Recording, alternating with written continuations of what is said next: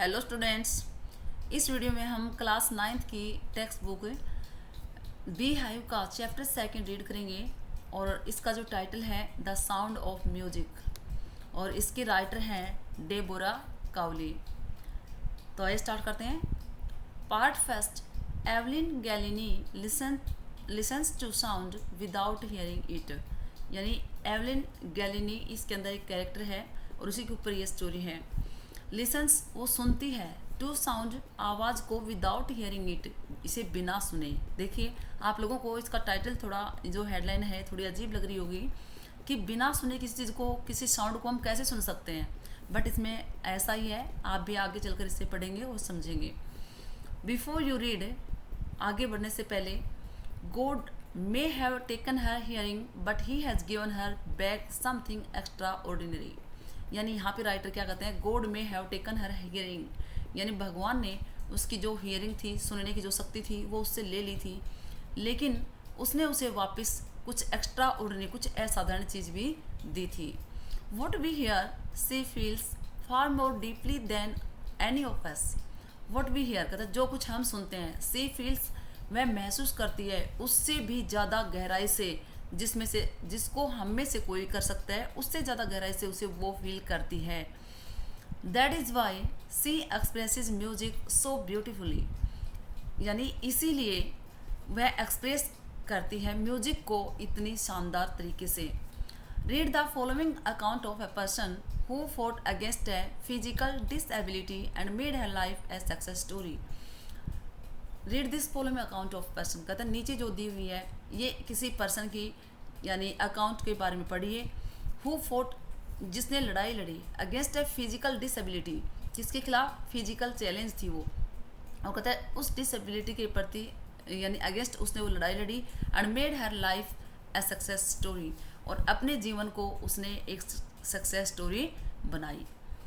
Rest are crowds jostle for position on the underground train platform. कहता कि underground जो train का platform था उस पर कहता है बहुत ज़्यादा भीड़ भड़ाक थी, लोग एक दूसरे को जोसल यानी पुश कर रहे थे बुरी तरीके से सीट लेने के लिए। ए स्लाइट गर्ल, स्लाइट यहाँ पे है स्मॉल एंड थिन, एक दुबली पतली लड़की, स्मॉल यानी छोटी, looking younger than has 17 years, यानी वो 17 ईयर्स की है, लेकिन वह उससे भी छोटी लग रही थी। कैसे? क्योंकि वो छोटी भी थी और कमज़ोर भी थी।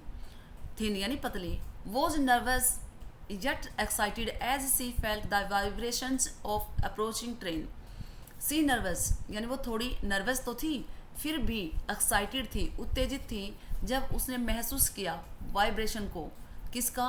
ट्रेन के पहुंचने का जो वाइब्रेशन है उसको उसने महसूस किया। तो कहता वो नर्वस तो थी लेकिन काफ़ी उत्साहित भी थी।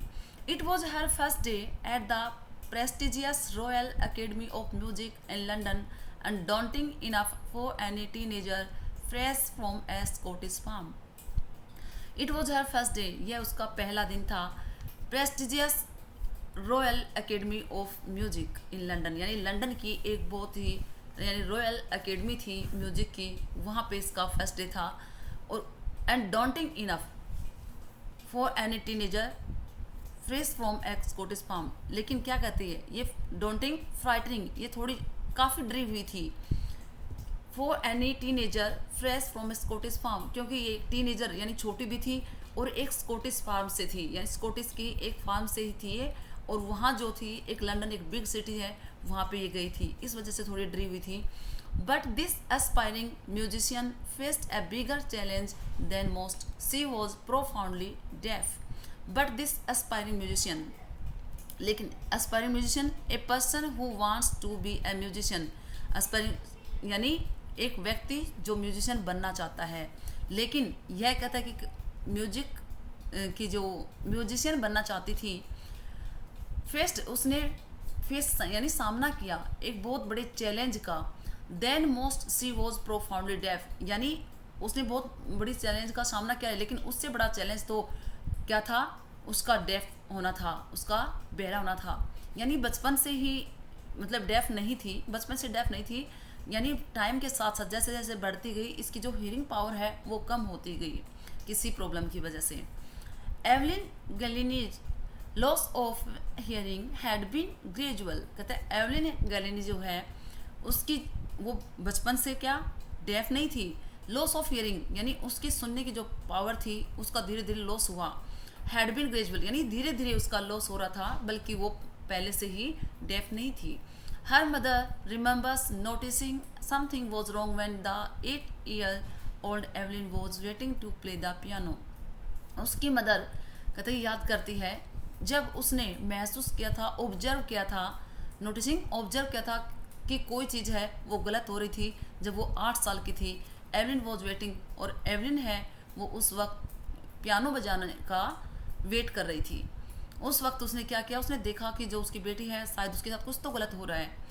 They called her name and C didn't move. जब उसने उसे आवाज़ लगाई उसके नाम से और कहता उसने किसने एवलिन ने पीछे मुड़कर भी नहीं देखा, तो उसे डाउट हुआ कि कुछ तो रॉन्ग है। I suddenly realized she hadn't heard says Isabel Glennie. ये इसाबेल जो गैलिनी है ये इसकी मदर हैं। कहते आई सडनली रियलाइज मैंने अचानक से महसूस किया सी हैडंट हर्ड कि उसने नहीं सुना था जो कुछ भी मैंने कहा। For quite a while Evelyn manage to council her growing deafness from friends and teachers. For quite a while कहते कुछ समय के लिए एवलिन जो है मैनेज करती रही किसी न किसी तरीके से, और काउंसिल मतलब हाइड या छुपाती रही अपनी बढ़ती हुई इस डेफनेस के बारे में, बहरेपन के बारे में अपने दोस्तों से और अपने टीचर से, यानी इन सब से अपने इस बात को वो छुपाती रही कि वो सुन नहीं पा रही है। But by the time she was 11 her marks had deteriorated and her head mistress urged her parents to take her to a specialist. हम कह सकते हैं यहाँ पे तो कहते बट बाय द टाइम लेकिन उस समय तक सी वॉज 11 जब वह 11 वर्ष की हो गई थी, हर मार्क्स जो उसके मार्क्स थे एग्जाम में कहता है हैड डिटेरियोरेटेड वो कम हो रहे थे, कम होते जा रहे थे, उसकी जो ग्रेड है वो डाउन होती जा रही थी। तो उसकी जो हेड मिस्ट्रेस थी अर्ज्ड यानी रिक्वेस्टेड, तो उसने हेड मिस्ट्रेस ने रिक्वेस्ट की उसके पेरेंट्स से कि उसे एक अच्छे स्पेशलिस्ट के पास लेकर जाएं जो उसके अंदर यानी उसका क्योर कर सकें, उसका इलाज कर सकें। It was then discovered that her hearing वो severely impaired as a result of gradual nerve damage. It was then discovered फिर कहते जब ये खोजा गया कि हर हियरिंग वो सीवियरली इम्पेयर्ड होता है वीकेंड, जिसने कमज़ोर कर उसे बहुत ज़्यादा कमज़ोर कर दिया था उसकी हियरिंग पावर को, as a result of gradual nerve damage. और ये सब किसका परिणाम था, धीरे धीरे उसकी जो नर्व थी या वो क्या हो गई थी, डैमेज हो गई थी, जिसकी वजह से उसका सुनना कम होता जा रहा था। They were advised that she should be fitted with hearing aids and sent to a school for the deaf. They were advised और उनको सलाह दी गई थी उस स्पेशलिस्ट के द्वारा कि उनको she should be fitted with hearing aids. aids होती है हेल्प के लिए जो हमें टूल्स यूज करते हैं। तो उन्होंने क्या एडवाइस किया कि आप लोगों को उसके जो है ईयर्स में कुछ हियरिंग एड्स हैं वो यूज करने चाहिए उसे सुनने के लिए, और उसे कहाँ एक डेफ स्कूल में जहाँ जो डिसेबल्ड लोगों का स्कूल होता है वहाँ पे उसे भेजा जाना चाहिए। Everything suddenly looked black says Evelyn. Evelyn कहते कि उसमें हर चीज़ है उनको ब्लैक नज़र आने लगी, यानी एक तरह से वो तो हक्के बक्के रह गए, उन्हें समझ नहीं आ रहा था कि वो क्या करें। But Evelyn was not going to give up. लेकिन एवलिन थी जो इन सब अपनी उन चीज़ों से गिव अप नहीं करने वाली थी या पीछे नहीं हटने वाली थी किसी के ऐसे कहने पर। She was determined to lead a normal life and pursue her interest in music. She was determined यानी उसने दृढ़ निश्चय कर लिया था। Determined होता है अपने आप में ठान लेना, उसने ठान लिया था to lead a normal life यानी एक नॉर्मल आम जिंदगी जीने का, and pursue her interest in music और उसने अपना जो इंटरेस्ट है वो म्यूजिक में बनाया। One day she noticed a girl playing a xylophone and decided that she wanted to play it too. एक दिन उसने देखा एक लड़की को जाइलोफोन बजाते हुए, यानी देखिए यहाँ पे जो पिक्चर दी हुई है जाइलोफोन की, ये एक इंस्ट्रूमेंट होता है बजाने का। तो कहते जब उसने एक लड़की को ऑब्जर्व किया कि वह जाइलोफोन बजा रही थी एंड डिसाइडेड, तो कहता है कि एवलिन ने भी डिसाइड कर लिया था कि she wanted to play it too, कि वह भी इसे बजाना चाहती थी कि मैं भी इसे एक दिन बजाऊंगी। Most of the teachers discouraged her but percussionists Ron Forbes spotted her potential. अधिकतर जो टीचर्स थे वो डिस्करेज करते थे, यानी उसके उत्साह को कम करते थे, लेकिन उनमें से एक प्रिक्यूनिस्ट होता है, एक person who plays the drum and tabla, जो ये इंस्ट्रूमेंट वगैरह बजाता है उसको बोलते हैं।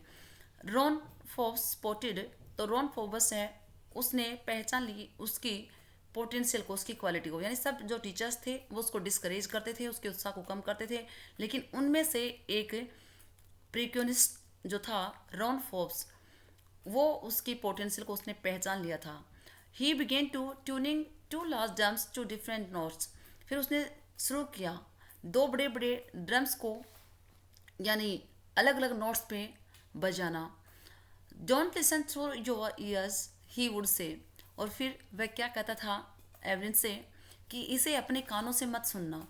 Try to sense it some other way, उसे किसी दूसरे तरीके से समझने की कोशिश करना, सुनने की कोशिश करना। सेज एवलिन, एवलिन कहती है, suddenly I realised I could feel the higher drum from the waist up and the lower one from the waist down. कहती कि मैंने महसूस किया, आई कुड फील, कि मैं महसूस कर सकती थी जो हायर ड्रम, जो ऊंचे साउंड पे जो ड्रम बजता था उसको अपने वेस्ट अप, यानी अपनी वेस्ट के ऊपर के पार्ट से, और जो लोअर साउंड थी उसको वेस्ट के डाउन पार्ट से, ऐसा मैं महसूस करती थी। Forbes repeated the exercise and soon Evelyn discovered that she could sense certain notes in different parts of her body. Forbes repeated, यानी फोर्ब्स ने फिर जो रिपीटेड, यानी उनको उन्हीं चीज़ों को बार बार रिपीट किया, द एक्सरसाइज, जो एक्सरसाइज को देता था, नोट्स देता था उनको। एंड सून एवलिन, और जल्द ही एवलिन ने खोज लिया, यानी देख लिया, पता लगा लिया कि सी कुड सेंस सर्टेन नोट्स, कि वो समझ सकती थी कुछ नोट्स को अपनी बॉडी के अलग अलग पार्ट से। I had learn to open my mind and body to sounds and vibrations, कहते मैंने सीख लिया था टू ओपन माई माइंड, कि मैं अपने माइंड को, अपनी बॉडी को क्या करूँ, ओपन करके रखूँ उन साउंड्स को, उन आवाज़ों को और उस वाइब्रेशन को सुनने के लिए। The rest was sheer determination and hard work, बाकी जो था कहते ये पूरा मेरा दृढ़ निश्चय और काफ़ी हार्ड वर्क था, कठोर मेहनत थी। देखिए बॉडी पार्ट से सुना नहीं जाता, लेकिन उस चीज़ को वो महसूस करती थी अपनी बॉडी से, जो वाइब्रेशन होता था। She never looked back from that point onwards, उसने कभी पीछे मुड़कर नहीं देखा और उस पॉइंट से ऑनवर्ड्स यानी आगे की तरफ बढ़ती रही। She toured the United Kingdom with a youth orchestra and by the time she was 16 she had decided to make music her life. She toured कहते हैं उसने टूर किया यूनाइटेड किंगडम का एक यूथ ऑर्केस्ट्रा, यानी ऑर्केस्ट्रा क्या होता है, एक सिंगर्स का कह सकते हैं या ऑर्केस्ट्रिस्ट का कह सकते हैं, कि जो लोग ये इंस्ट्रूमेंट वगैरह बजाते हैं, कहते हैं उनका एक जो ग्रुप है वो यूनाइटेड किंगडम गया और उनके साथ ये भी गई। एंड बाय द टाइम, और इस समय तक सी वो 16 ईयर्स की हो चुकी थी। सी हैड डिसाइडेड, और उसने डिसाइड कर लिया था to make music her life, अपने लाइफ को, यानी अपने लाइफ में म्यूजिक अपनाने का उसने डिसाइड कर लिया था। She auditioned for the Royal Academy of Music and scored one of the highest marks in the history of the academy. She auditioned, audition देखिए क्या होता है कि एक छोटी सी परफॉर्मेंस देनी होती है, जिसमें कुछ जजेज होते हैं, वो डिसाइड करते हैं कि उसकी परफॉर्मेंस गुड थी या बैड थी, उसको सिलेक्ट किया जाता है। तो कहते हैं कि सी ऑडिशन, उसने ऑडिशन दिया था royal academy of music, music की जो रॉयल एकेडमी थी उसमें, एंड स्कोर्ड, और उसने अपना स्कोर बनाया one of the highest marks, सबसे हाईएस्ट मार्क्स का, the history of the academy, इस अकेडमी के इतिहास में उसने कहा था कि अपना एक स्कोर बनाया और हाईएस्ट मार्क्स उसने प्राप्त किए। She gradually moved from orchestral work to solo performances. She gradually कहता है उसने धीरे धीरे, पहले क्या करती थी, ये ग्रुप में काम करती थी, उसके बाद उसने धीरे धीरे, सोलो होता है अकेले, परफॉर्मेंस करना शुरू कर दिया। At the end of her 3 years course, she had captured most of the top awards. अपने यानी ये जो कोर्स था उसका, ये 3 years का कोर्स होता है, और इस कोर्स को करते करते उसके एंडिंग तक उसने कहते हैं हासिल कर लिए थे जो टॉप अवार्ड्स उनके होते हैं, उनको अधिकतम को उसने प्राप्त कर लिया था। And for all this Evelyn won't accept any hint of heroic achievement, कहते हैं और इन सब के लिए, यानी जो उसने बेस्ट परफॉर्मेंस दी, अवार्ड्स प्राप्त किए, और इनके लिए जब कोई उसे क्या करता था, एक हीरोइक सफलता के रूप, यानी जैसे कि हीरो जो होते हैं, एक्ट्रेस जो होते हैं, वो जैसे सफलता प्राप्त करते हैं, लोग उनको क्या करते हैं, कॉन्ग्रेचुलेशन देते हैं, कहते हैं। ऐसे जब कोई एवलिन को करता था, क्या उसको हीरोइक अचीवमेंट के रूप में उसे बोलता था, तो उसे वो एक्सेप्ट नहीं करती थी, स्वीकार नहीं करती थी। If you work hard and know where you are going, you will get there. और वो क्या कहती है, इफ़ यू वर्क हार्ड, यदि आप बहुत ज़्यादा मेहनत करते हैं और जानते हैं कि आप कहाँ जा रहे हैं, तो कहता है आप उस जगह अवश्य पहुँच जाओगे। यानी आपको अपना जो पॉइंट है, गंतव्य पॉइंट है, वो आपको पता होना चाहिए कि मुझे कहाँ जाना है, तो कहता है वो आप अवश्य हासिल कर सकते हो, इसके साथ साथ अगर आप कठोर मेहनत करते हो तो।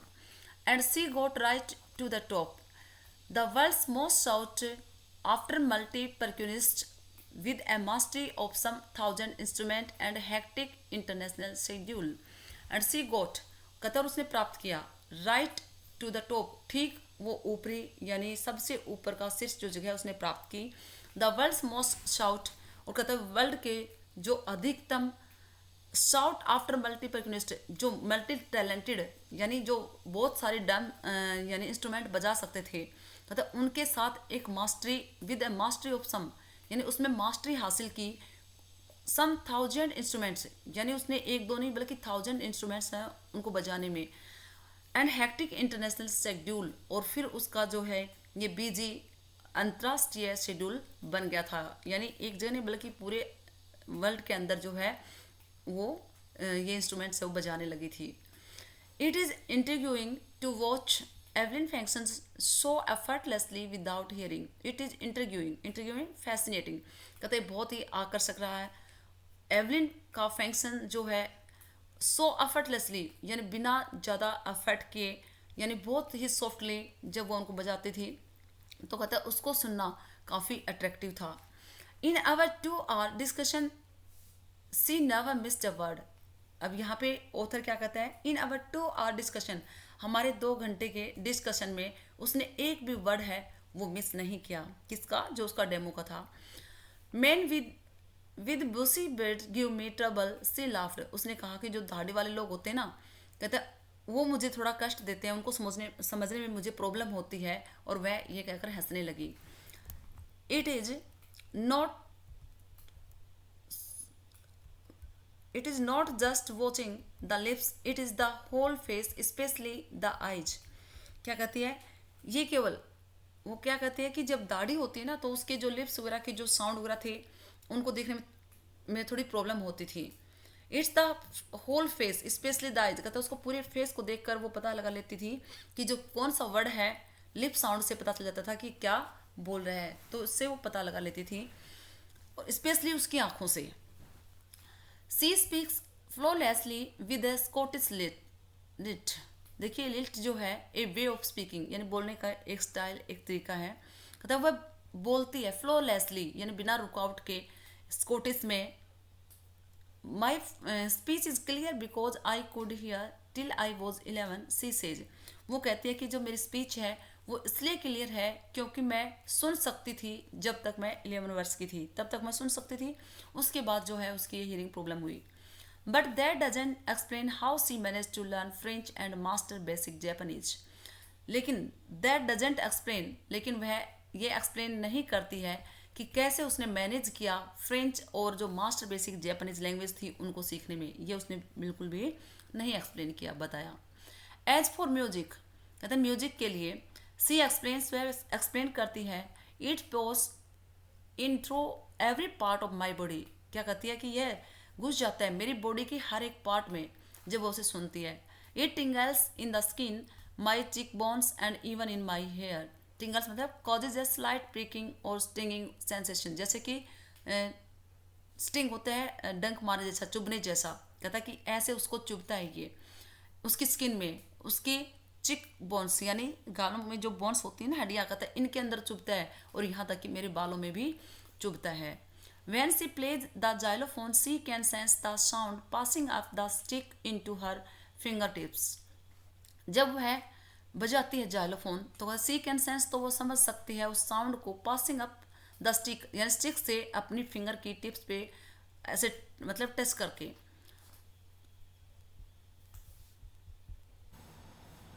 By leaning against the drums, she can feel the resonances flowing into her body. By leaning कहते जब वो जाइलोफोन बजा रही थी तो कहते वो झुकी हुई होती है ड्रम्स की साइड. सी कैन फील और वो महसूस कर सकती है रेजोनेंसेस फ्लोइंग यानी उसमें से आने वाले साउंड को इनटू हर बॉडी अपने शरीर के अंदर. On a wooden platform she removes her shoes so that the vibrations pass through her bare feet and up her legs. और जब कहती है वो वुडन लकड़ी के प्लेटफॉर्म पे होती है तो कहते हैं वो उतार देती है अपने शूज को ताकि वह उसकी होने वाली जो वाइब्रेशन है उसको वो महसूस कर सके अपने बेयर फीट यानी नंगे पाँव से एंड अप हर लेग्स और उसके टांगों के ऊपर तक. Not surprisingly Evelyn delights her audiences. कहते इसमें सरप्राइज होने की बात नहीं है. एवलिन जो है वो खुश कर देती है अपने ऑडियंस को. In 1991 she was presented with the Royal Philharmonic Society's prestigious soloist of the year award. देखिए ये यहाँ का जो है जो बहुत ही रॉयल जो अवार्ड इसको कहा गया है और कहते हैं 1991 में उसको ये जो अवार्ड है ये दिया गया. Says master percussionist James Blades God may have taken her hearing but he had given her back something extraordinary. देखिए ये लाइन जो हम स्टार्टिंग में हमने पढ़ी थी हेडलाइन कहते वो लाइन जो है यहाँ पे वापस से रिपीट की गई हैं और ये कौन है जेम्स बेलेट्स जो है उन्होंने ये लाइनें कही थी. कहते सेज मास्टर परक्यूनिस्ट जो मास्टर परक्यूनिस्ट है जेम्स ब्लेड वो कहते हैं गॉड में हैव टेकन जो भगवान ने कहता उसकी जो हियरिंग पावर है वो ले ली है लेकिन वह उसे कुछ एक्स्ट्रा चीज़ है वो दे चुका है. वॉट वी हियर जो हम सुनते हैं सी फील्स वह महसूस करती है कहते जो हम सुनते हैं उससे भी ज़्यादा गहराई से वो महसूस करती है हमारी बजाय. जितना कि हम नहीं कर सकते उतना वो महसूस करती है उसको. That is why she expresses music so beautifully. कहते इसीलिए वह म्यूजिक को इतनी अच्छी तरीके से इतने शानदार तरीके से एक्सप्रेस कर पाती है. Evelyn confess that she is something of a workaholic.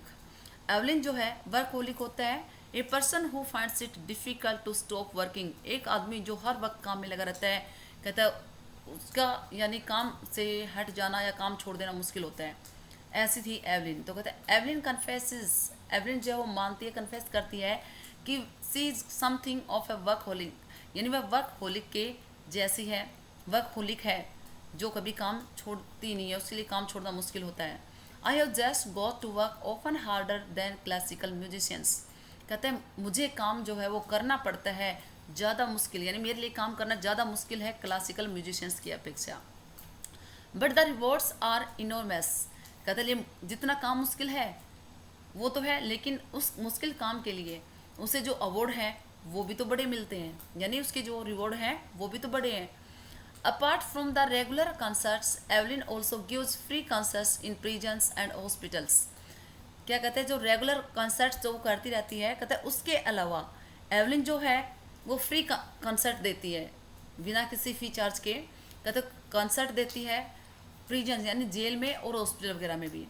C also gives high priority to classes for young musicians. और कहता है वो देती है अपनी हाई प्रायोरिटी सबसे ज़्यादा जो प्रायोरिटी देती है यानी ग्रेट इम्पोर्टेंस यानी जो इम्पोर्टेंस जिसको देती है वो देती है जो यंग एज के म्यूजिशियंस हैं उनको क्लास देने का. Ann Richlin of the Beethoven Fund for def Children says यानी एक ये फंड डेफ जो चिल्ड्रन हैं उनके फंड का जो ये हम कह सकते हैं यहाँ पे उनका कोई ऑफिसर कह सकते हैं या उसका इंचार्ज कह सकते हैं. एंड रिचलिन of the Beethoven Fund for def Children वो क्या कहते हैं she is a shining inspiration for def children कि वो एक चमकती हुई यानी प्रेरणा है डेफ चिल्ड्रन के लिए. They see that there is nowhere that they can't go. वे जब उसे देखते हैं जब वे बच्चे उसे देखते हैं एवलिन को तो क्या कहते हैं कि कोई ऐसी जगह है जहाँ जगह नहीं है जहाँ हम नहीं जा सकते. Evelyn Glennie has already accomplished more than most people twice her age. Evelyn Glennie कहते प्राप्त कर चुकी है उससे भी ज़्यादा जो उससे डबल एज के लोग थे, कहता उससे भी ज़्यादा सफलताएं वो एकम्प्लिश्ड क्या होते हैं, सफलताएं, कहता उससे भी ज़्यादा सफलताएं वो ऑलरेडी प्राप्त कर चुकी है।